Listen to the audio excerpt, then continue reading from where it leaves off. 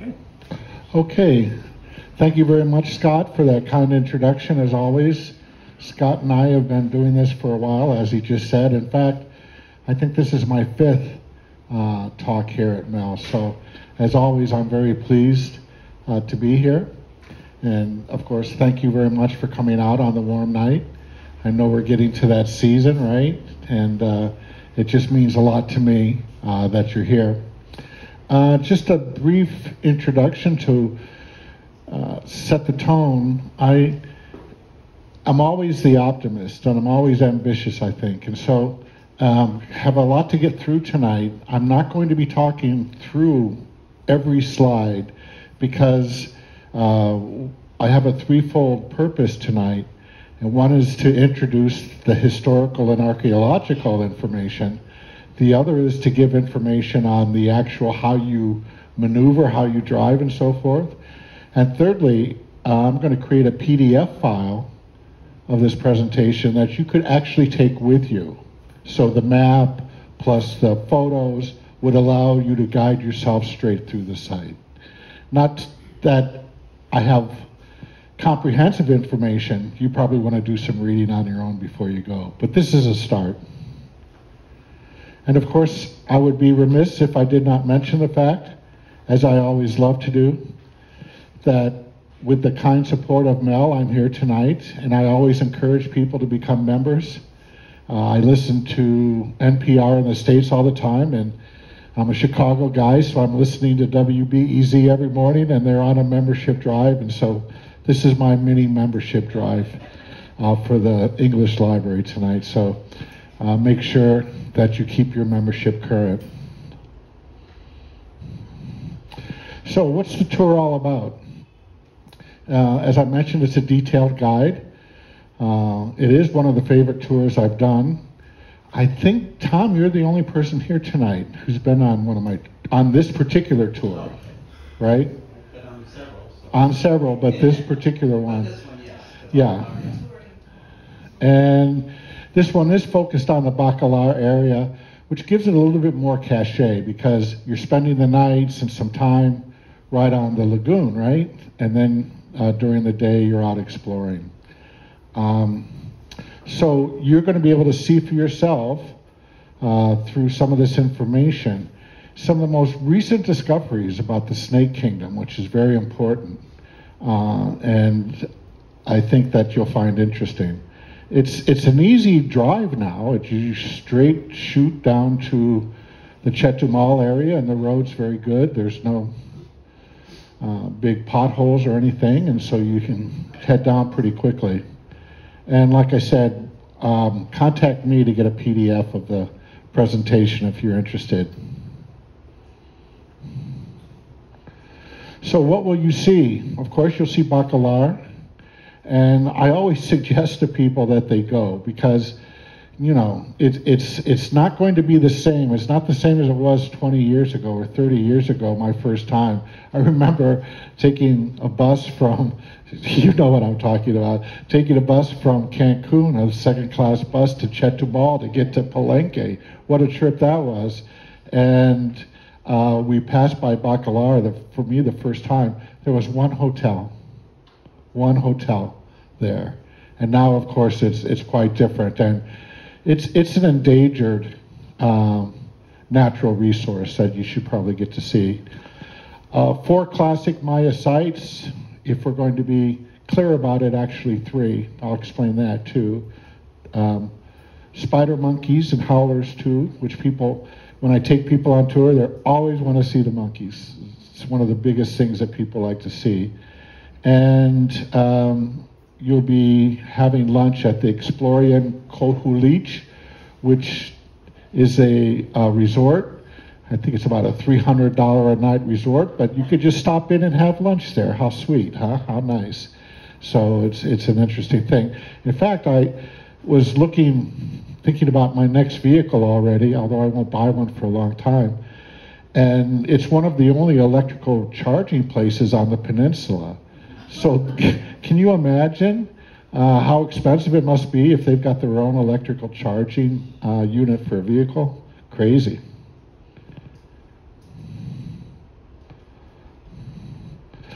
So I don't know how easily you can see this, but here's the route.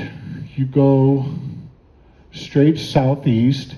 Here's Jose Maria Morelos, where there's a good place to get gas, as I'll mention.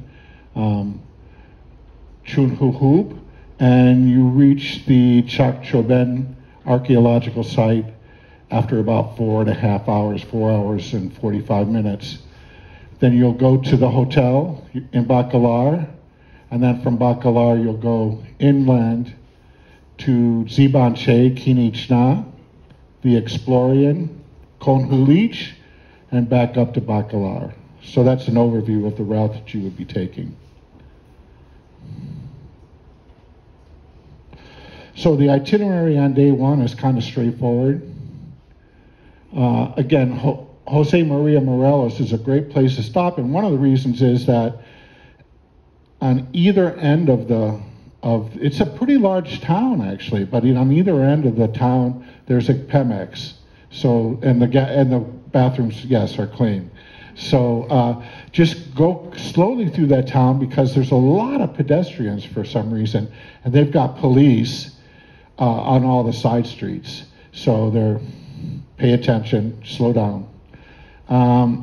So you'll get to Chacchoben about 2:30, and I'm sorry, 12:45, and then you'll eventually arrive at your hotel about 3:30 in the afternoon for a well-deserved libation and a little rest.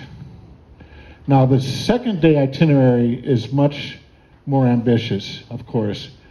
Leaving Bacalar 8:30, 8 if you can. And I always tell people, when you're picking your hotel, make sure that they serve breakfast, not at 10 o'clock in the morning, that they serve breakfast so that you can get breakfast before you leave. And you'll want to probably ask them for, no, so that'll be fine. Dzibanche does have bathrooms, and they're very nice. So you arrive there about 10 o'clock. Leave Dzibanche at noon. Kinichna is actually part of Dzibanche itself. It's about a 15-minute drive, but it just shows you how massive the site is that, it takes you have to actually go to it on another road. So you leave Kinichna at 1 o'clock, arrive maybe 2 o'clock at the Explorian, arrive at Kohunlich at 3:45, and then back to Bacalar at 6:45. And here's what I suggest. When I do the tour, it's easy because you've got a dedicated driver, and it just takes so much pressure. You can certainly cut this into 3 days or 3 nights. You don't have to do this in 2 nights. If you've got the time, go ahead, spend another night in Bacalar, and then do Kohunlich on a separate day. So it just depends.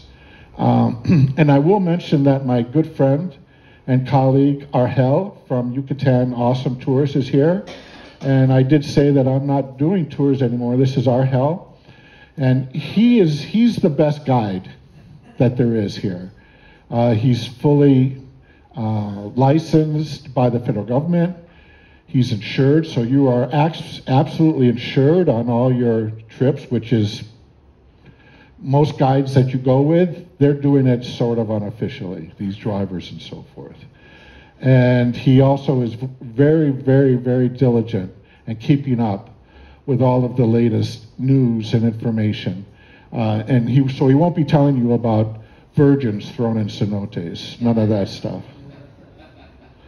And day 3, you spend the morning in Bacalar for your boat tour, swimming and so forth, and then make your way back to Merida. So Chacchoben, it's a large site. They have many of the sites here had population around the same time. So 600 BCE before, this is BC to many of us old folks, and really got going around 250, and then major constructions at 360 and 700. And we're going to see how some of these dates, you're going to see how these dates start lining up, okay, with other events and other sites. There's a lot of water around, which makes it an ideal spot. And unlike here, they've got a lot of small little lakes, and it rains quite a bit too. So it is the lowland Peten architecture. You see the rounded curves here. And I think that the relationship to the Snake Kingdom really is understood now, that it is quite secure in that. So I'm going to, you come in here and you go to building 64, Plaza B, the altar, up into the Gran Basamiento, which you can't tell by here, but it's quite a climb. It's very large. You see Los Gemelos, the twins, Temple 2, Temple 1, which is the biggest, and then you go through this residential area and head back out.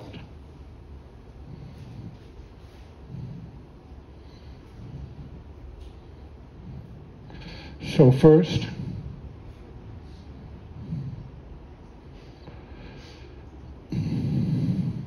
Temple 24. This is, what you see is from 700 AD, but of course, there's been many iterations of this temple. I'm going to do something I wish I didn't have to do, but I've got the wrong presentation pulled up. Do you mind if I'm going to keep going, but I'm not going to restart, but it's bothering me.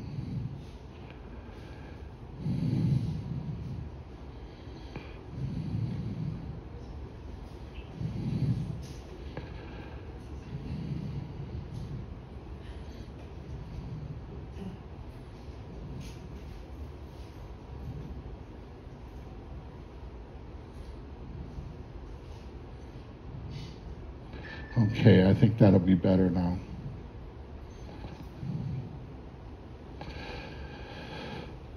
So the altar that you see here, they did find quite a bit of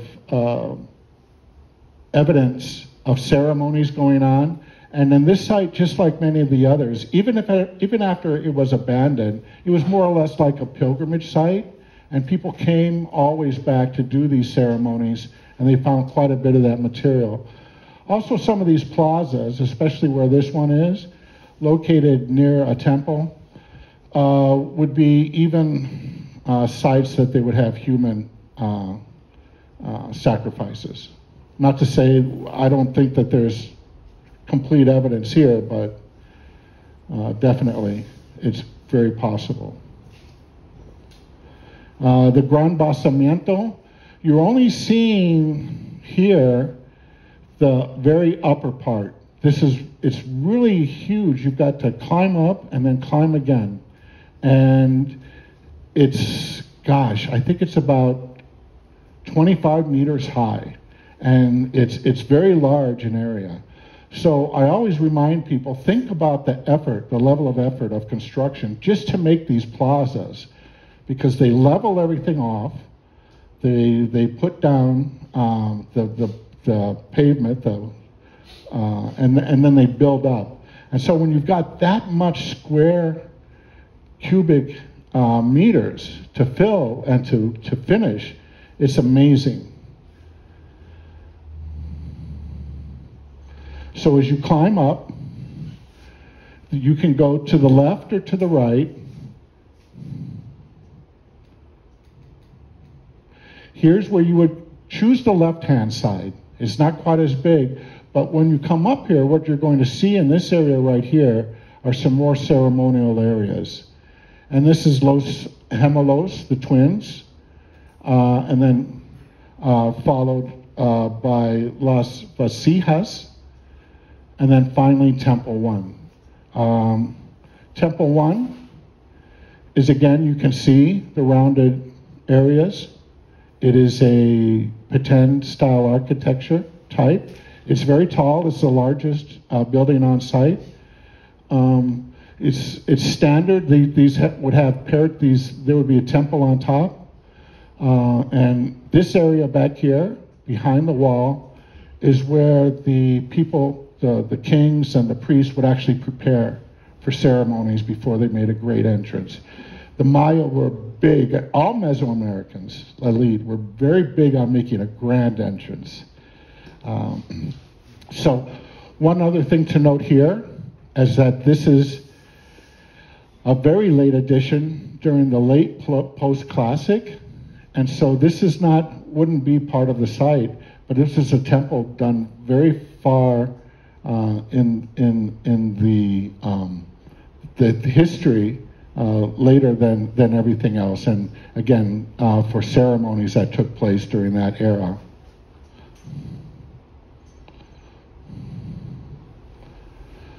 So, get us to the heart of the issue today. Dzibanche and Kinichna. As I said, it is Dzibanche and Kinichna are the same site. Actually, it's a very large site. Dzibanche of over 6 kilometers, occupied. I have the wrong presentation, but I'm going to continue. I had a family issue today, so I'm not sure why I've got the wrong one. But I will fix that for the PDF. So it's very important to understand Dzibanche in terms of the Snake Kingdom, and I'll just talk about this. Dzibanche was founded about 200 AD during the early classic period. 200 AD happens to be contemporaneous with the rise of Tikal, and it also was contemporaneous with the fall of the major pre-classic sites such as El Mirador in Guatemala and so forth. So it's a very big switch at that time. Dzibanche is huge.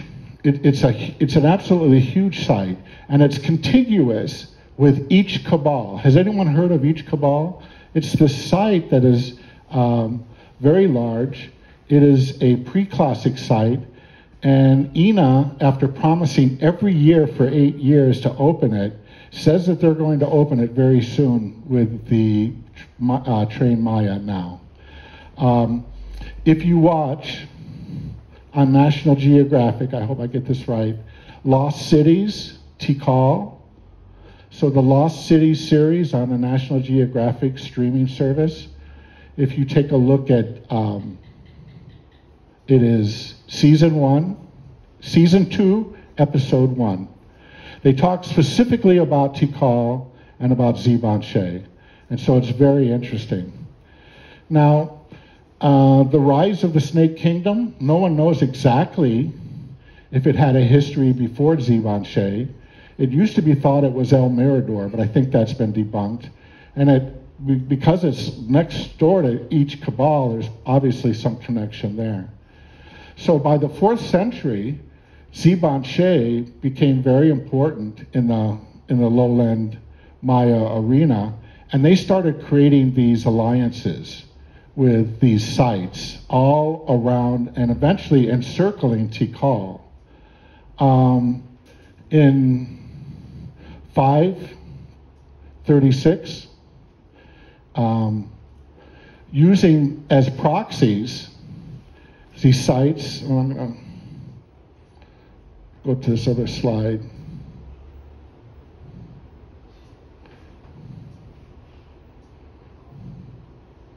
Nope, I'm not.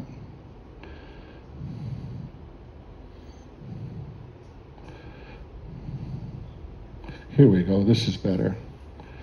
So using marriage and other affinity type things,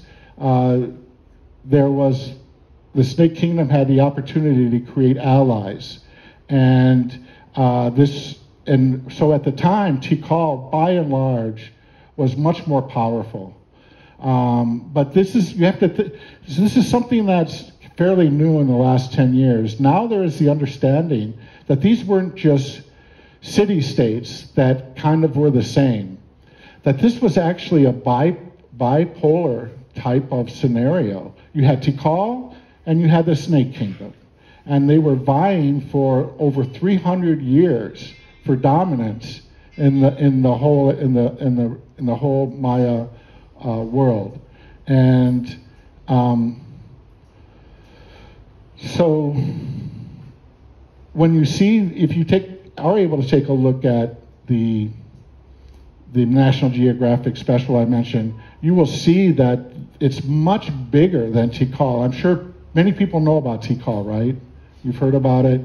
And we see how massive it is, and everybody oohs and ahs about it, but you know, it's really not anywhere as near as big as Dzibanche.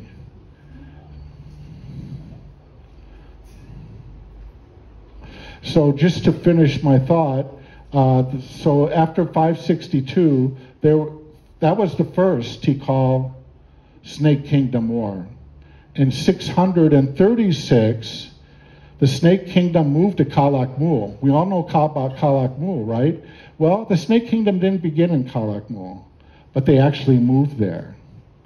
And then by the end of the third Tikal Snake Kingdom War, which was in 744 AD,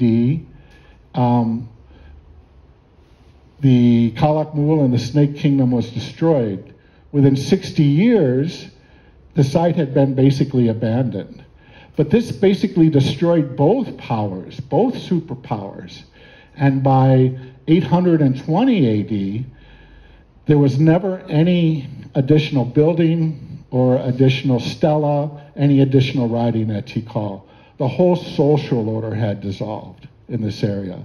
People talk about the Maya actually falling because of ecological issues. But I got to tell you, that's only one part of it. There was such intense warfare that was going on. And now with LIDAR, we see that there were so many people that needed to be fed, and that the hydraulic systems that were used in these kingdoms were amazing. But there was no time to keep up with the infrastructure, so it was one of the reasons that these sites fell one by one. So here's a map of Dzibanche. Well, I have a question, sir. I found your comment interesting about the hydraulic systems. Could you digress? Sure, I'm going to get back to it. Yeah. So you enter here, and you'll go to the Temple of the Lintels, or the Dinteles. You'll come down and come around here to the Temple of the Toucans, the Building 13 of the Captives, we'll talk a lot about that, and the Cormorants, also we're going to talk a lot about that, before going to the Temple of the Owls, followed by the small Acropolis, and actually this residential area I'm going to talk about, but I couldn't find my pictures, time I should have called you, before you leave the site. So that's how you maneuver the site. So structure 6, at the top of structure 6, there were wooden lintels, and they were still preserved until about 20 years ago. They've been since removed. So for all of that time, that wood survived, which is quite amazing. Again, you can see differently that this is not the same kind of architecture we saw before. You see the tablero. This is highly influenced from Teotihuacan. Teotihuacan was the biggest and most powerful empire in the Mesoamerican region until 600 AD, when it completely collapsed due to internal struggles. But Teotihuacan played an amazingly important role, both at Tikal and in Calakmul, and Dzibanche, which we're going to see. So the Temple of the Toucans, and this was, they would do ceremonies at the top here, and there was actually seating here People would actually be seated, the elite, to view ceremonies.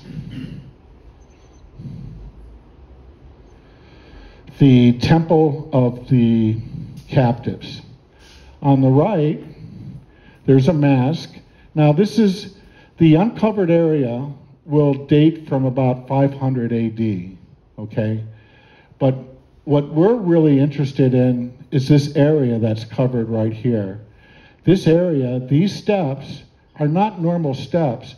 It's actually a hieroglyphic staircase, the same as you would see at Copan, El Resbalón, and other places. They're, you know, typically they're not well preserved, but here is actually something very, very important for our story that you're going to see when you go there.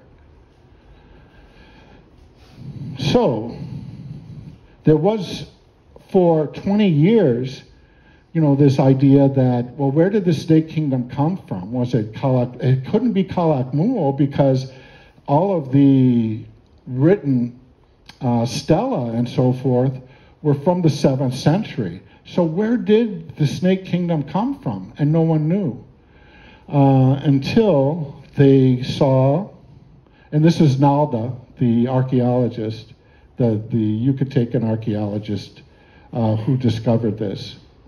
So this is the snake glyph. It's a smiling snake, which we're going to hopefully see here. A smiling snake who also has teeth. Can you see his teeth? So what this glyph means is Holy Lord Kanul. So this is the glyph of the actual emperor, and the emblem glyphs are very important, but they don't denote necessarily a place. They can also denote, and mainly are more associated with a dynasty. So the dynasty can actually move, and then the emblem glyph will move with the dynasty, which is exactly what happened in this case. So, the famous king, Yuknom Chelel I, the divine lord of Kanul, these were the guys that he had captured, and right here, and you can still see it today, it's very faint, but you can see the actual glyph still there. And to me, I remember the first time I saw it, I was just like kind of freaked out, you know. It was just one of those aha moments to actually see it, just as the archaeologists did when they discovered it.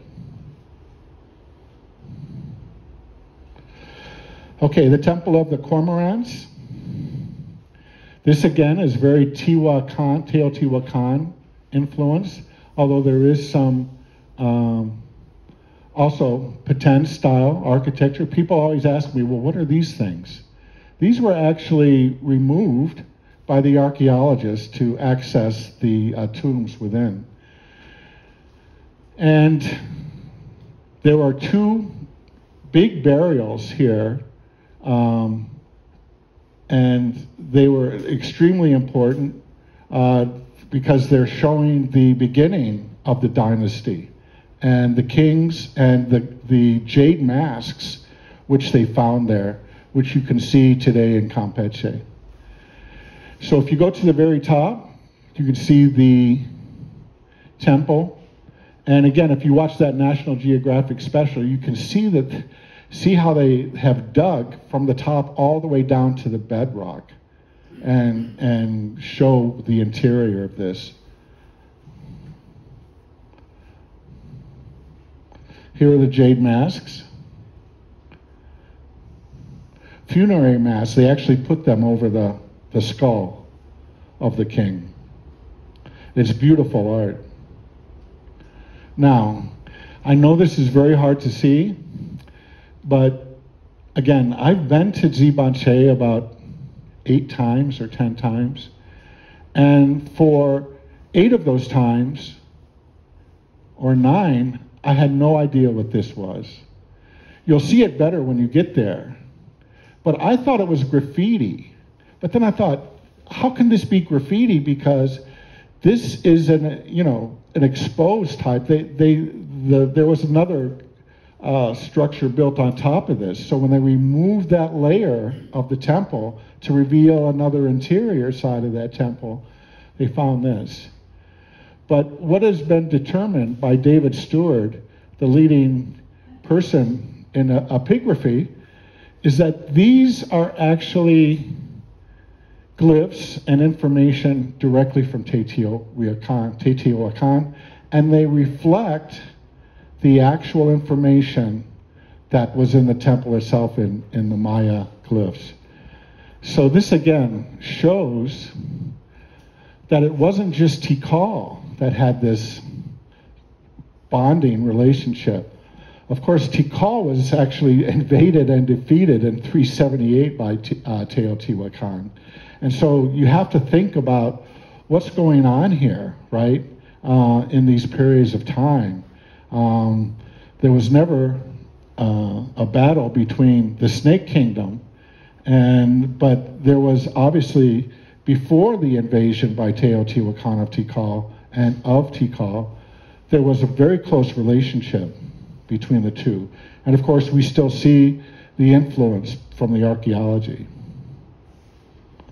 So you'll continue to go to the Temple of the Owl, which again, you can see the tablero here. But it does have some of the rounded corners, so you can see the influence of both styles, which is very interesting. So this is the small Acropolis, and this is in the second level of the third level. These are my friends from Iowa here, who I went with at the time. Now, when you first come to the small Acropolis, Tom, you probably remember, they have tape, yellow tape. You're not supposed to enter, okay? Well, you can sneak in there, or you can kind of call out loudly. A guard will come very quickly, okay? And you give a tip to the guard, and he will actually give you a tour. So just keep that in mind. And don't completely freak out if you don't see anybody and you start climbing up. They're not going to put you in handcuffs. You've just got to, I always tell them that my archaeologist friend told me to come up here, and then, oh, I'm happy you're here, now you can show me, and I have this little gratuity for you, and everything will be okay. It's worked out every single time for me. So this Acropolis actually is the most beautiful Acropolis I have ever seen in a Maya site. It is just somehow very balanced, and I'll go to the next slide. You can see at the top, here we go. No. That at the very top, they have these long hallways with stucco, and you can see some graffiti, but it's very interesting to see where they would have had meetings, trade delegations, etc. But make sure you get to see the small Acropolis.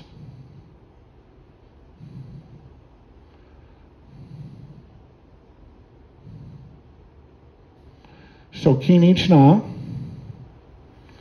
is close by. It is actually much older, and contrary to what you might think, in Maya eras, many of the largest buildings were built earlier than the others. And so this is a very tall building, or tall edifice, and it's got like 5 different levels. You start from the bottom and go all the way to the top. It's very tall, just take your time, and you've got a great view of the surrounding area from at the top. Kinichna. Kinich means the sun. And we're going to see very soon something else about the sun. I've got these out of order. Here we go. Here's the small Acropolis at the top. So you see my friend, and this is only half the length. And so there's got these double hallways with the stucco, and you can still see some of the red stucco.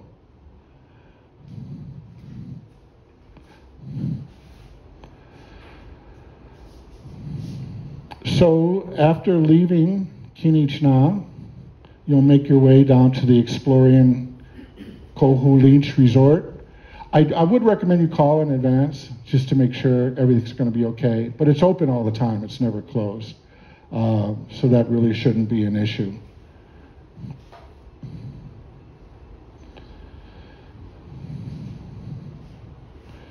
And then our final site that we're going to talk about, again, this text is not correct. It's a small site, Kohunlich. It's only about 20 acres big. You asked before about the water management. Over 80% of all of the buildings and plazas here drain into a managed system where they would hold the water. So Kohunlich has a couple of things that are very similar to Edzna. Anyone been to Edzna in Campeche? Yeah. Number one is that Edzna had an amazing system. Had anybody noticed the hydraulic systems when you were moving from plaza to plaza? You could actually see the ducts and everything, so you can see how it moves. But they even went beyond that. They created waterways, canals and so forth, that you could get all the way to the ocean from Edzna. It's amazing. The other thing, anyone remember at Edzna the god of the sun god? Stucco masks? Okay. Anyway, they're there, and it's just like this. So it's very interesting. Kohunlich, you enter here, and you'll see the residential area. You're going to see a lot of residential areas in there. You'll be coming down. You're going to through Plaza Hundida, which is just like in Mexico City. It's dug, and so it's a lower area. And of course, you'll want to spend most of your time at the Temple of the Masks. And then coming back to the ball court, through the Plaza Merwin, and then out here. Now this area here is where you're really likely to see monkeys, howler monkeys. So, very important. This is the residential complex. Much of what you see is residential complex at Kohunlich. One of the things to mention about Kohunlich, of course, being so close to Dzibanche, they were on the same trade route as Dzibanche. And so they were completely dominated by Dzibanche. In fact, Edzna is on that same trade route, which goes all the way to the coast of the Yucatan into Guatemala. And so for a great deal of its history, it was dominated by Dzibanche. And it has, because it's nearby the Rio Bec area, it has a Rio Bec and Petén type of architecture, plus its own kind of special architecture, which we kind of see here. It's kind of a hodgepodge of things, some kind of very squarish buildings, which is rather different. The ball court, anytime you see this construction, of course everybody recalls Uxmal, has the same type of thing, right? You've got the sloped area and then the sides, and up here would be the goal, basically.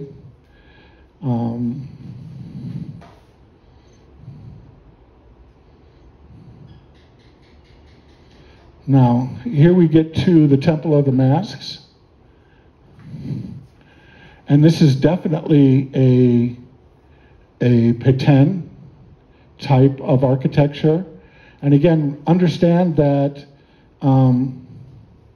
first of all, this sits on the top of a big hill. Secondly, again, this is, when you see the masks themselves, it's not it was dug out, right? The masks were on the exterior of the preceding temple, which was then covered. So it was the actual iteration of the temple with the masks is about dates from 500, and the final construction around 700 AD. And because they covered it with the next series of the next iteration of the temple, we still have these glorious masks. Now, on either side, originally there were 4 masks, and they are 8 feet high, these masks. Yeah. Now, this is dedicated to the sun god, just like I said at Edzda, and they're exactly the same, these masks. And I will tell you, there's kind of 2 different types of mask systems that you'll see. In the pre-classic, like at El Cerritos in Belize, which is very much earlier, you would actually have if you're viewing it from the right, the bottom mask would be the sun god, and he would be ascendant during the day. And then on the other side, you would have the jaguar, who was the god of the night. But in here, these are all masks of the sun. How do we know it's the sun? He's got these crazy eyes, right? And he's got these whiskers, and he always has the adornments on the nose, and also a single tooth, one tooth. So, like I said, we've got the same kind of thing at Yetsna, but everybody's been to Akan Cave. Everybody's seen Akan Cave, right? Those masks are sun god masks. They look almost exactly the same as this mask. So in the early part of the classic period, it was very common for these temples to be adorned with stucco masks of the sun god. Okay. So that's the end of my presentation. I ended up on time, which is good. I'm here to take your questions. I'm also, of course, be more than happy to get your information, to send you the PDF file, which has a little bit more information. I was able to reconstruct from my memory all the salient points, but it would have been a lot easier for me if I had the right presentation. Yes?